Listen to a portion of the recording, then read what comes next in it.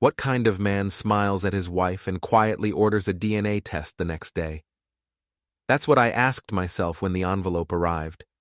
I thought I was just making conversation about our kids, but apparently he thought I was confessing something. My name is Evadne Merrill, but everyone calls me Eva. I'm 34, a primary school art teacher, and until last month I thought my family was solid. Tom and I had been married 8 years, 2 kids, nice house, predictable routines, the kind of life people post about online with matching sweaters and captions about gratitude. I honestly believed we were happy, or at least stable, which to me meant the same thing. I guess that's why I didn't think twice when I mentioned my ex, Adrian, during dinner one night. It was such a small thing. Sophie had been humming this song she learned in music class, and I said that my old boyfriend used to play it on guitar in college. I laughed when I said it, just making conversation. Tom smiled too, polite as ever, but the smile didn't reach his eyes. He asked a few calm questions, how long Adrian and I had dated, whether we still talked, and I answered easily, trying to sound casual. Inside, I felt this tiny prickle of guilt I couldn't explain. After dinner, Tom helped the kids with homework while I cleaned up. Everything looked normal, but he was quieter than usual. I told myself I was imagining it. He wasn't the jealous type. If anything, Tom was boringly even-tempered, which used to make me feel safe and now just made me restless. Sometimes I missed the way Adrian used to argue with me about everything: music, books, where to eat, like life mattered more to him than peace ever could. When Tom came to bed, he kissed my forehead and said he loved me. His tone was warm, but I caught him studying me for a second too long, like he was memorizing my face. I told him not to look at me like that, joking that I wasn't going anywhere. He smiled again, small and distant, and said he knew. The next morning, he woke up early, made breakfast for the kids, and offered to drive them to school so I could rest. That should have felt kind, but there was something strange about his voice. Too gentle, too measured. When I watched his car pull out of the driveway, I caught sight of him in the mirror, still smiling that same quiet smile. For the first time in our marriage, it didn't comfort me. It scared me. Before we dive deeper into this story, I have one small request. Please subscribe, drop a like, comment, and hit that hype button to boost this channel so more people can discover these incredible stories. The next evening felt almost normal again, which was exactly what unsettled me. Tom came home on time, carrying groceries like he always did on Fridays, and the kids were running through the living room yelling about movie night. I told myself whatever weird tension I'd imagined yesterday was gone. That's what I do. I smooth things over, decide problems aren't real if I ignore them long enough. We made spaghetti, and everything looked like one of those staged family commercials. Candles, laughter, soft background music. I poured Tom a glass of wine, maybe to test the mood. He accepted it without a word and started asking Sophie about her school project.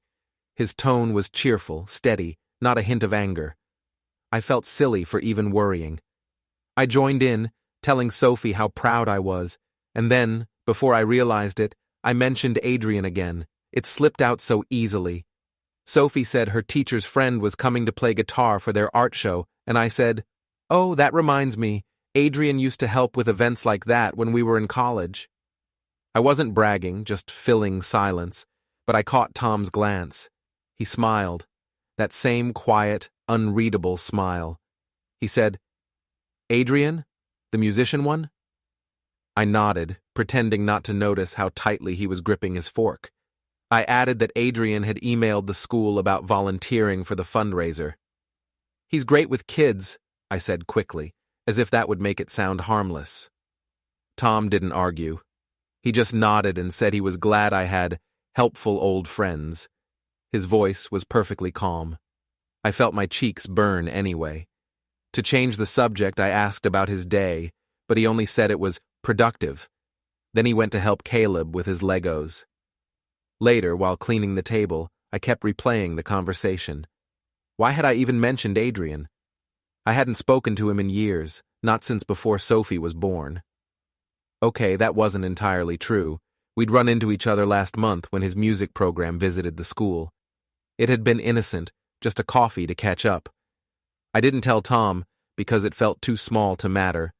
Now I was wondering if he'd somehow found out. After the kids went to bed, I sat on the couch scrolling through my phone, pretending to look at lesson plans but really checking if Adrian had messaged. He hadn't. For some reason, that disappointed me. Tom sat across from me doing something on his laptop. I asked what he was working on, and he said he was organizing family photos. "You've taken some beautiful ones," he added, still typing. I smiled automatically but felt a twist in my stomach. He never cared about photo organization before. A few minutes later, he closed the laptop and asked if I wanted tea. He was being so gentle it made me nervous. I said sure, and when he handed me the cup, his fingers brushed mine just a second too long. I wanted to ask what was wrong, but the words wouldn't come out.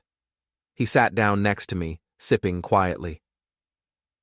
"I've been thinking," he said finally, still staring at the TV. "We should spend more time together, just the two of us. Maybe take a weekend trip." I smiled, relieved. "That would be nice." He nodded, eyes still on the screen. "You've been busy lately, the kids, school, friends. It'd be good to reconnect." It sounded sweet, but something about the way he said "friends" made my pulse jump. I tried to sound casual. "Yeah, it's been hectic." He glanced at me then, eyes calm but sharp. "You're happy though, right? With us?" The question was strange, too formal. I laughed and said, "Of course. Why wouldn't I be?" He gave a small shrug. "Just making sure." Then he kissed my cheek and stood up to put his cup in the sink. "I'll go check on the kids," he said softly. When he walked away, I exhaled like I'd been holding my breath the whole time. I turned off the TV, suddenly exhausted. Upstairs, I heard him reading Caleb a story in that slow, steady voice that always made the kids fall asleep. It used to be comforting. Now it felt like a wall between us. Before bed, I went into his office to grab my charger and noticed a small stack of envelopes on his desk. Bills, insurance papers, nothing unusual. Except one wasn't like the others. Plain white, unsealed, addressed in his handwriting to some lab in Chicago. I froze. I didn't open it, but I stared long enough to memorize the return address. I told myself it was work-related. Tom handled numbers, not labs. But when I heard his footsteps coming up the stairs, I quickly stepped away and turned off the light. In bed, he slid under the covers and immediately reached for my hand.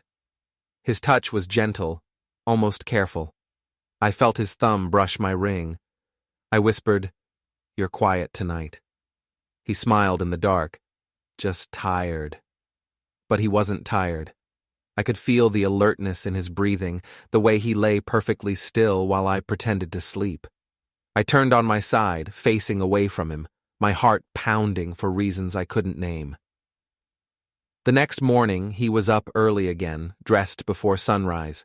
I heard him humming softly as he made coffee, that same tune Sophie had been singing the night before. When I came downstairs, he was packing lunches for the kids, humming still. I asked what had him in such a good mood. He looked at me, smiled that same quiet, patient smile, and said, "It's just a beautiful day." Then he kissed my forehead and added, "We'll talk more tonight." I nodded, pretending everything was fine. But as he left with the kids, I saw that the white envelope was gone from his desk. At school that Monday, everything felt brighter than it should have been. Maybe because I wanted it to. I'd spent the whole weekend convincing myself I'd overreacted, that Tom's weird calmness was just stress or some mid-30s phase where men start getting sentimental about family photos. I told myself the envelope meant nothing, some tax thing maybe. I didn't even know why I cared so much. I hadn't done anything wrong. Not really. When I got to my classroom, The kids were already unpacking their paints. The smell of acrylic always made me feel grounded. Art is simple. You follow colors, shapes, feelings. People, on the other hand, are much messier. Around mid-morning, the principal stopped by to remind me that the joint art and music fundraiser was in 2 weeks. "Oh, and the music instructor confirmed, Adrian Lowe, right?" she said brightly. "He'll be helping on Tuesday." I felt my stomach tighten. Of course he would. I'd suggested his name months ago, back when Tom didn't even know he existed in my current life. I'd forgotten about it, or maybe just pretended to. By the time Adrian walked in that afternoon, I'd already rehearsed how casual I'd sound. He looked almost the same as in college. Still messy hair, still that lopsided grin that made people think he was harmless. "Evadne Merrill," he said, drawing out my name like it was a song. "You haven't changed at all." I laughed softly, hoping no one noticed my face heating. "You're exaggerating. It's been what, 10 years? 11, he corrected, smiling. "But who's counting?" We worked side by side, setting up easels and folding chairs for the kids' performance. I noticed how easily our rhythm came back, him joking, me pretending not to enjoy it too much. During break, he leaned against a desk and said he'd seen a photo of me online, something about the school's art fair. "You still have that same spark," he said, "the one that made everyone in studio class pay attention." I laughed again, too quickly. "Flattery won't get you extra supplies." He grinned. "Maybe just an old friend's number then?"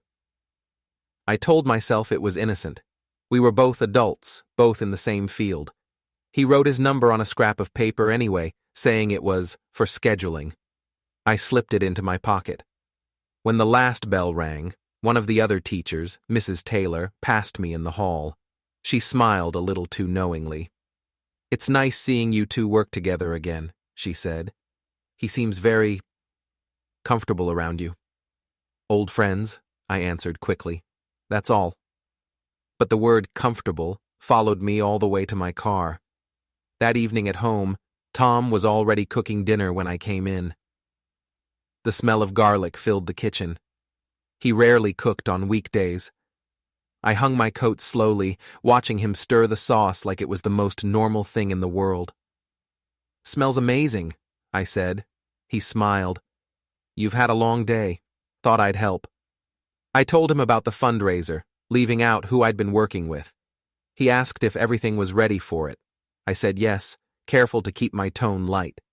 He nodded, wiping his hands on a towel, and said, "I saw a familiar name on your event email. Adrian Lowe, right?" My heart skipped. "Yeah, he's volunteering with the music side." He nodded again, still calm. "Small world." I laughed awkwardly. "Yeah, weird coincidence." Then he looked straight at me, not angry, just studying me. "You didn't mention he was back in town." I tried to sound casual. I didn't think it mattered. "Everything matters, Eva," he said quietly, turning back to the stove. We ate in silence after that. The kids talked about school, oblivious, and Tom laughed at their stories like nothing was wrong. But under the table, his knee bounced steadily, something he did when he was holding back words. After dinner, I offered to do dishes, but he said he'd handle it. So I went upstairs and sat on the edge of our bed, checking my phone. One new text, from an unknown number. "Still as talented as ever. Glad we're working together again." No name, but I didn't need one. I stared at it too long before deleting it. Then, almost immediately, another came in. "We should catch up properly. Coffee tomorrow?" I typed, "Busy week, maybe later," and hit send. When Tom came upstairs a few minutes later, he didn't mention anything. He sat on the bed, took off his watch, and said softly, "You've been quiet lately." I forced a smile. "Just tired." He nodded, then reached for the lamp switch. "I understand. Rest matters." But after the lights went out, I could feel his eyes on me in the dark. Calm. Measuring. Thinking. I rolled over, pretending to sleep, and my phone buzzed again. I ignored it, heart racing. The next morning, he was cheerful again, humming while tying Sophie's shoes. When I grabbed my purse to leave, he kissed my cheek. "Drive safe," he said, smiling. I smiled back, but as I stepped outside, I noticed his laptop open on the dining table, a document still glowing on the screen.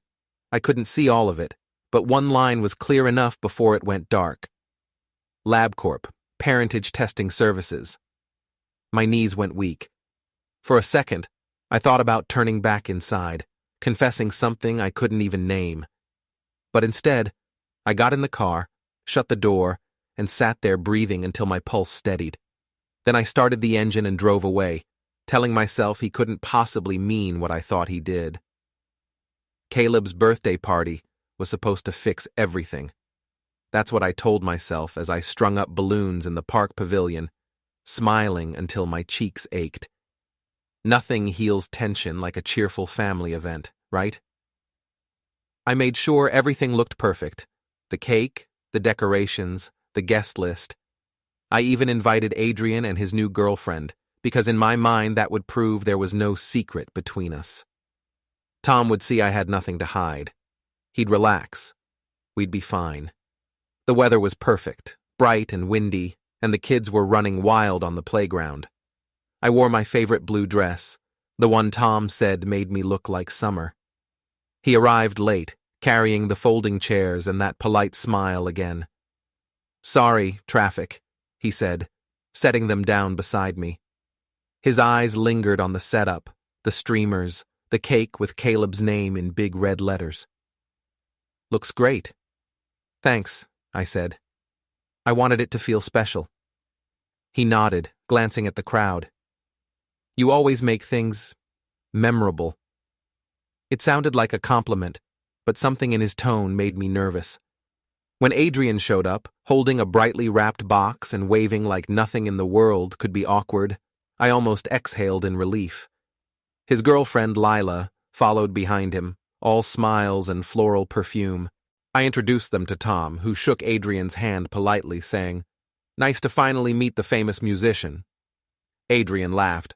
"Ah, I've been demoted to famous musician now. Used to be famous X, didn't I, Eva?" People laughed, including me, too loudly. I saw Tom's smile tighten. I told Adrian he was ridiculous, but the words came out thin. The afternoon moved in bursts of chaos, kids screaming, wrapping paper flying, adults chatting over paper plates. Every few minutes I caught Tom watching me, not glaring, not cold, just observing, the way an accountant studies numbers before finding the flaw. It unnerved me so much I started overcompensating, laughing too hard, talking too fast, fussing with the food table. At one point, Adrian started playing guitar for the kids. Sophie sat cross-legged in front of him, clapping along, her face lit up. Everyone loved it. "She's got your rhythm," someone said to Adrian, smiling. And then it happened. A woman I barely knew, one of the moms from Sophie's class, leaned over to Tom and said, "Your little boy's got those same eyes as the guitar guy. Must run in the family." The laughter that followed was quick and harmless, just noise, but the air shifted immediately. Tom smiled that small, unreadable smile and said, "Guess we'll have to see." I laughed louder than anyone. "Oh, come on," I said. "People say that about everyone. Caleb looks like half the kids in town." Adrian chuckled awkwardly, not getting the tension. Lila changed the subject, asking Tom about his job, but his answers were clipped, polite. He excused himself soon after to grab something from the car. I watched him walk away across the grass, steady and silent, like a man counting backward in his head. When he came back, the party was winding down. He helped me load the gifts into the trunk, neither of us speaking. The drive home was quiet, except for the kids singing in the back seat. I tried to fill the silence. "That went well, didn't it?" He didn't look away from the road. "You think so?" I hesitated. "Yeah. I mean, the kids were happy. That's what matters." He nodded slowly. "Happiness matters. So does honesty." My throat went dry. What's that supposed to mean? He gave a faint smile. Nothing, just thinking out loud. At home, he carried the presents inside and went straight to his office. I pretended not to notice. I made dinner for the kids, tucked them in, and lingered at their doorway longer than usual, listening to their soft breathing. When I finally walked into his office, he was typing on his laptop. The white envelope was gone. "Tom, can we talk?" I asked carefully. He looked up with that calm expression that had started to scare me. "About what?" "About you acting strange lately. You're being distant." He leaned back, folding his hands. "Am I?" I thought I was being patient. The room felt colder somehow. I crossed my arms. "If this is about Adrian," he interrupted quietly, "it's not about him. It's about trust." I forced a laugh. "You're reading into things. I'm allowed to have friends." "I agree," he said evenly, "and I'm allowed to have clarity." I blinked. "Clarity?" He stood, closing his laptop.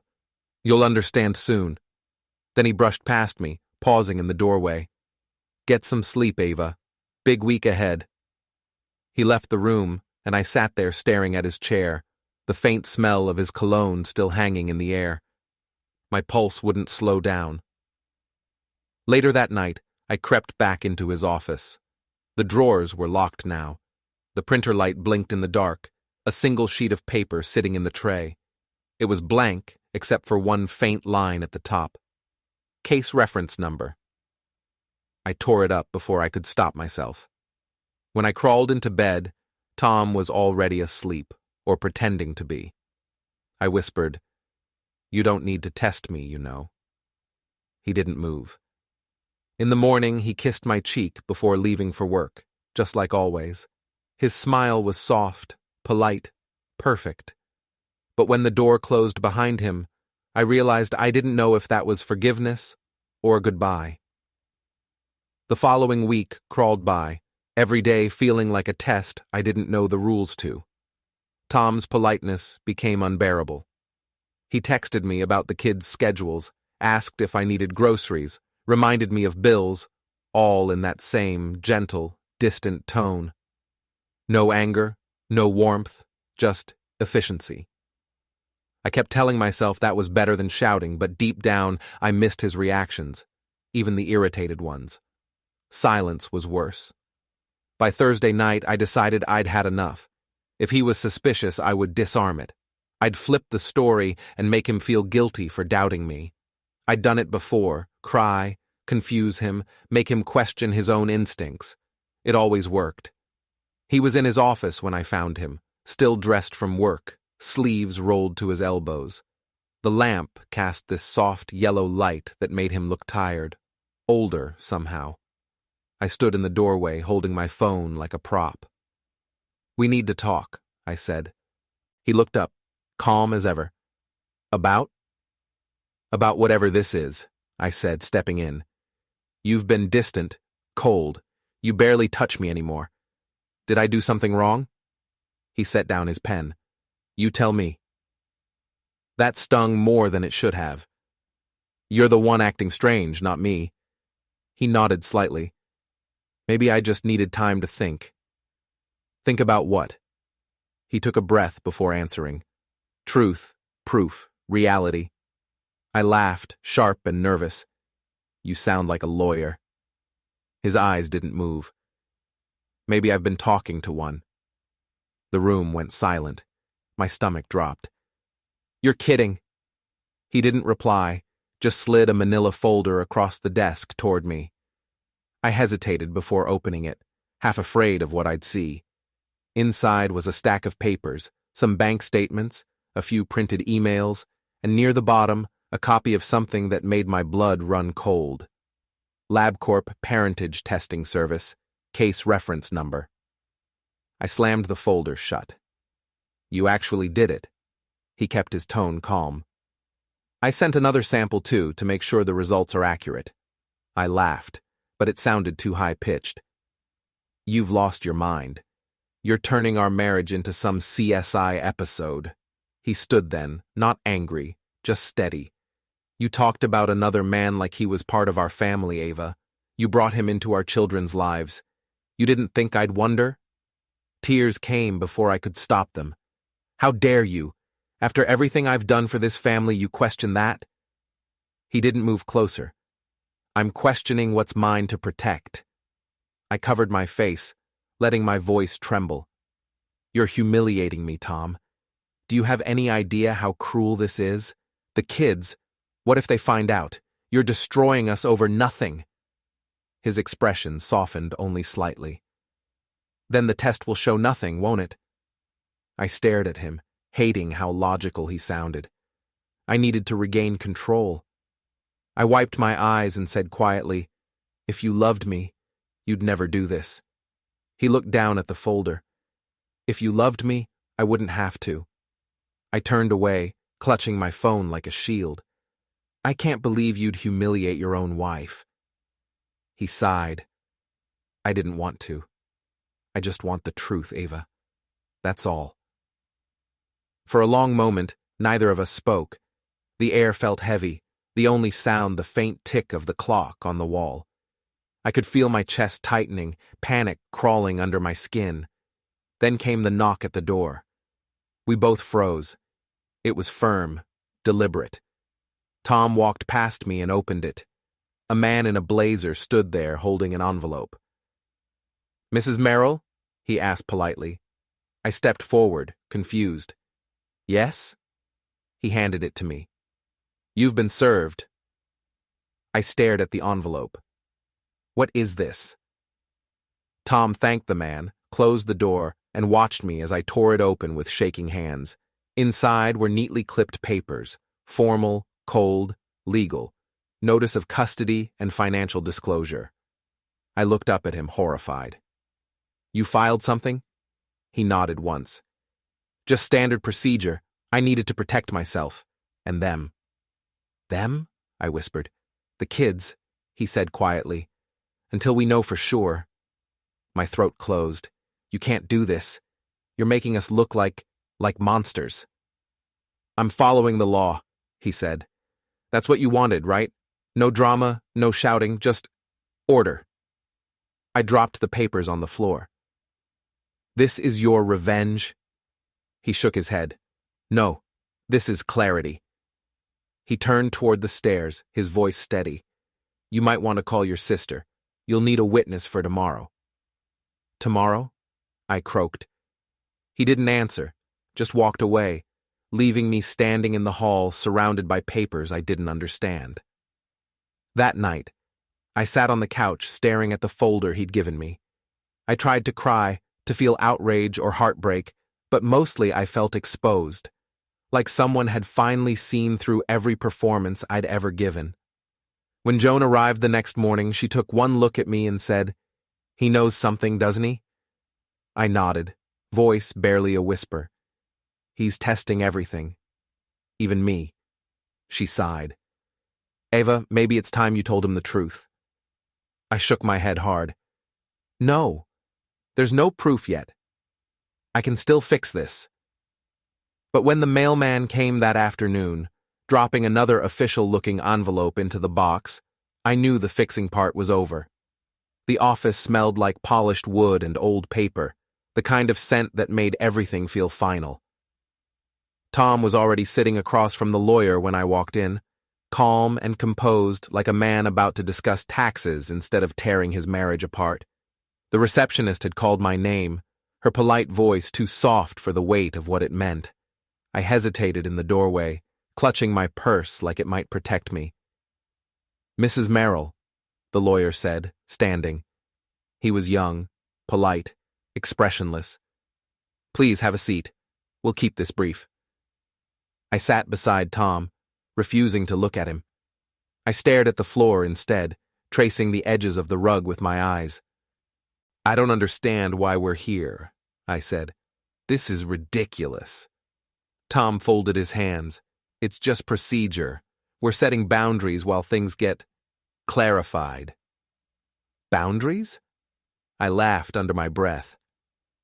"You mean punishment?" The lawyer cleared his throat. Mr. Merrill isn't filing for divorce at this time. These are preliminary arrangements, custody outlines, financial protections, asset reviews. Nothing unusual. I turned to him. So this is what you call protecting your family, lawyers, and paperwork? Tom didn't look at me. I'm protecting the kids, Eva. I need to make sure their future is secure, no matter what happens next. Nothing's gonna happen next, I snapped. There's nothing to prove, nothing to fix. You're overreacting. The lawyer calmly slid a stack of papers toward me. You're free to review these with independent counsel. Mr. Merrill has already signed his section. You'll find the documentation of the paternity test results enclosed as well. My fingers went numb. You brought that here? Tom's voice was low, steady. You deserve to see it. I flipped through the pages too fast to read, just seeing numbers, names, sterile lines of text. When I reached the last page, I froze. 2 columns, 2 results. One marked consistent, the other excluded. My chest tightened so hard it hurt. I closed the file before anyone could see my face. That test doesn't prove anything, I said, forcing a laugh that broke halfway. DNA isn't perfect. There's always a margin of error. The lawyer's tone stayed neutral. The results were verified by 2 independent labs, Mrs. Merrill. I turned to Tom, my voice rising. So what now? You're going to erase me from their lives? Pretend I'm some criminal? He looked at me then, really looked, and the calmness in his eyes was worse than anger. No, you're their mother. That won't change. But one of them isn't mine, and that changes everything. Tears stung my eyes, but I refused to let them fall. You're cruel. He shook his head slowly. No, I'm done being blind. I stood, my chair scraping loudly against the polished floor. I hope you're proud of yourself, I said, dragging our family into a courtroom just so you can play detective. The lawyer quietly gathered the papers. Mrs. Merrill, you're under no obligation to respond today. We'll schedule the next meeting once you've reviewed everything. I ignored him. You think this makes you noble, Tom? That everyone will side with you because you kept your voice calm while you destroyed me? He finally looked up. I'm not destroying you, Ava. You did that yourself. I wanted to hit him, scream, anything. But instead I grabbed my purse and walked out. The hallway felt endless. My heels clicked too loudly, each sound like a metronome counting down the seconds of a life I'd just lost. Outside, the cold air hit me like punishment. I stood in the parking lot shaking until I heard footsteps behind me. Tom. He didn't come close, just stopped a few feet away and spoke in that same even tone. I didn't want this. I wanted honesty. I spun around. You think you're some hero because you did this the legal way. You humiliated me in front of strangers, Tom. My name's in your paperwork. He exhaled. It's better than shouting in front of the kids. You could have talked to me. I tried, he said quietly. You laughed. That silenced me more than yelling ever could. He reached into his coat pocket and held out another envelope. These are copies for you. Keep them. I didn't take it, so he placed it on the hood of my car. You were right about one thing, he said softly. They are beautiful children. I blinked, unsure if I was hearing him right. His voice didn't crack, didn't falter, just final. Then he walked away toward his car, calm as always. When he drove off, I leaned against mine, shaking so hard my teeth hurt. I opened the envelope, even though I already knew what was inside. The last page was identical to the one in the lawyer's office, except this copy had something handwritten at the bottom in Tom's neat script. For the truth that should have been shared, not discovered. I stood there under the pale sky, the papers fluttering in the wind, my own reflection staring back at me in the car window, someone I barely recognized. The teacher, the wife, the mother. All of her built on half a truth that finally came crashing down in black ink and signatures.